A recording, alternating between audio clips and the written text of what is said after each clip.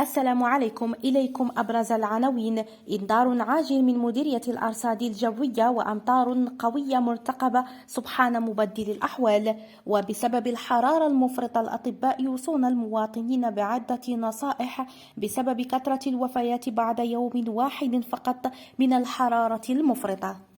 إطلالة على أحوال الطقس لبقية ليلة اليوم واليوم القادم الاثنين 18 أبريل. ستهب رياحا قوية هذه الليلة بسبل شمالية والوسطى، وستكون مصحوبة بالشرق بمنطقة سوس وبجنوب البلاد.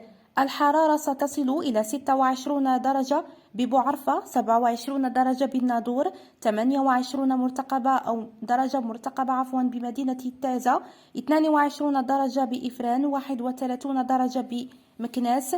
وبالسواحل الأطلسية الأجواء قليلة السحب.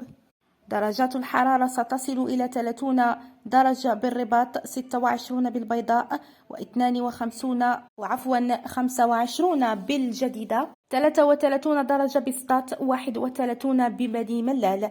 الأجواء مستقرة ومشمسة بأغلب المناطق الوسطى. درجة الحرارة ستصل إلى 33 درجة بزاغورا وورزازات، 35 درجة ستسجل بمراكش وآسفي، 20 درجة بمدينة الصويرة، ثم 37 درجة بتارودانت. أما شمال أقاليم الجنوبية طقس مستقر مع قليلة السحب. درجات الحرارة ستصل إلى 28 بسمارة، 41 درجة بالعيون، 38 درجة ببوجدور، 40 درجة ببرنزران، 24 درجة بمدينة الداخلة، و23 بمدينة القويرة.